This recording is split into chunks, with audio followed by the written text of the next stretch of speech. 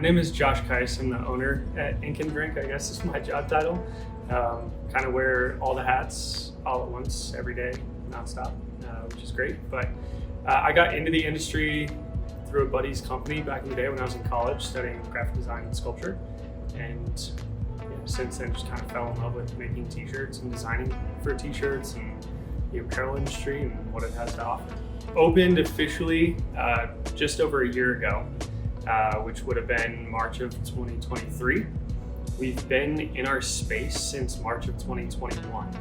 Kind of a pain in the butt getting through those first 2 years, trying to get the liquor license cleared, which also at the same time is great because it gave us a chance to get our feet wet with kind of the rundown of what we're introducing to the public here, especially a new business model, a new adventure to people.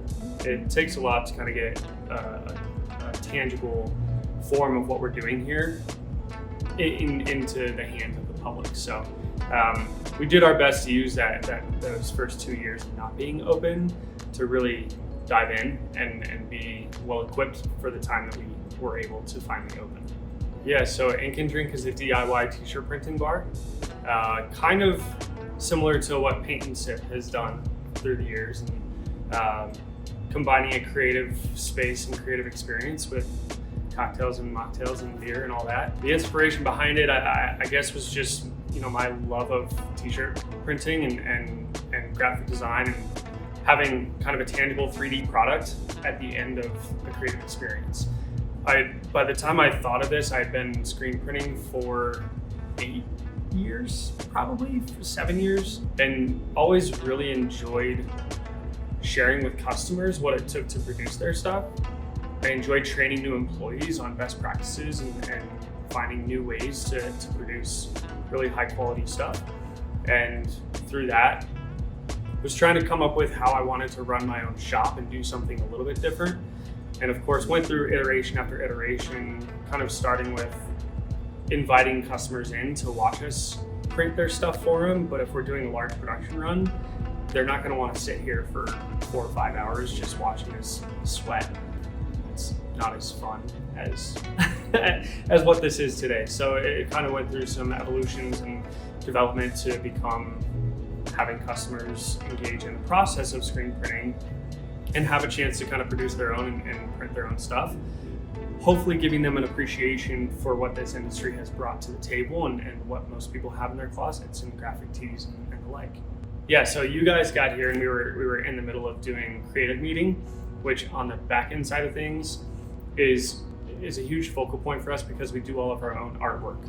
So we dive in super, super heavy, like as a collective, as a team here, to coming up with different themes for different months, coming up with our creative classes that we host at different times, and then also just having a fun catalog that rotates and piques interest of not just newcomers, but people who have been in here and experienced this with us to entice them to come back because they see a new design that really sparks their interest. We also today had a tasting with a liquor distributor, and so we're also not just creative on the printing side of things with the designs that we create, but also behind the bar and coming up with custom recipes with new liquor brands and strongholds in the Colorado community, especially Mythology, for example. Really well-known Colorado distillery that we like to work with and make craft cocktails with. So a lot of the back-end stuff is just creative meetings, creative work, whether on the design side or the bar side. And then also structuring new classes. Like you mentioned, we do different creative classes on Saturdays throughout a month. So we host the same class for a month at a time. Usually sometimes we extend for 2 months if it's a super popular one. So we've done things like multicolor printing to expand upon what we've done for the primary function of the business being single color designs. We've also done print and tie-dye classes. We're doing print and planting classes next month. So there's quite a bit that we try to jump in to have this fully enveloped and engulfed creative experience, not just in screen printing. We also host Open Studio, which is kind of our primary business.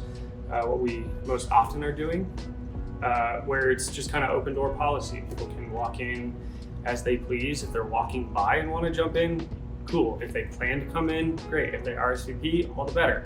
But it just kind of provides a space to be creative and break away from the standard grind of most of our days that are not creative. So come in, be creative, and have a cocktail while you're at it.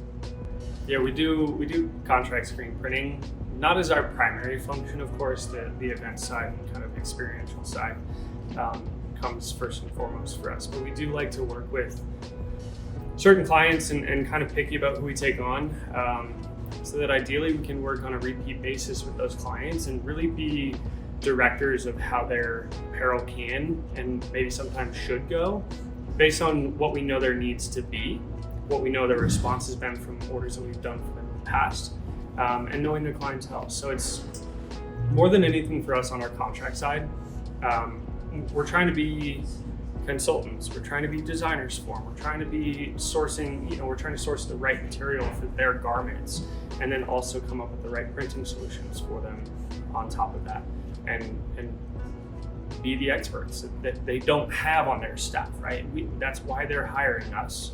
And to be able to work with customers and clients on a consistent basis gives us that more robust knowledge of what it is that they're aiming for, and is also really fun to build relationships. And Arta Tequila, for example, is a locally owned tequila company. I feel like not many locally owned tequila companies out there, but we've gotten really close with them and been able to do custom artwork for them. We've gotten to do teamed up events with them, and we do apparel printing for them, and just do event consult together. So if we need something to elevate what we're doing, we'll bring them in and have them do tastings with us. If they need something to elevate what they're doing, they'll bring us in and have some live apparel that we get to do together. And so there's really cool experiences that cross over, like you said, from what the experiential side of what we do is to the contract side, and we try to kind of meet in the middle of some of that as often as we can. What are your hopes for the future of Ink and Drink? What does the crystal ball say? Oh my goodness. If you ask me tomorrow, it's going to be a different answer than today. Obviously, there is some primary routes that we're aiming for, and we're trying to get to. Some of it is a play it as it lies type of scenario. Ideally, we can go big with this thing and really push it, not just across Colorado, but across the U.S. and kind of like what Paint and Sip did initially is franchise and be available in large cities and creative hubs and areas that are seeking more things to do in a creative space. Predominantly because most of us, again, like I said before, don't have that creative outlet to pursue. So to offer that in any capacity is amazing. And it's really, really fun to get that response from customers. But to push that beyond just being here in Colorado, I think would be really unique and really amazing and incredibly fulfilling. So long-term goal, multiple locations, ideally franchising, and go from there. It's just sharing this experience with other people and kind of seeing the light bulb spark for them, right? When they either figure out the idea or they have the idea and then they see the idea come to life, just seeing that light bulb is so rewarding for us. And also to be able to share our artwork with other people is another outlet for artists that's very often not approachable, right? Most artists anymore are just creating for themselves because they're called to it. But to be able to share our artwork with other people on top of then sharing this experience and giving other people a chance to be creative, it's hard to beat that.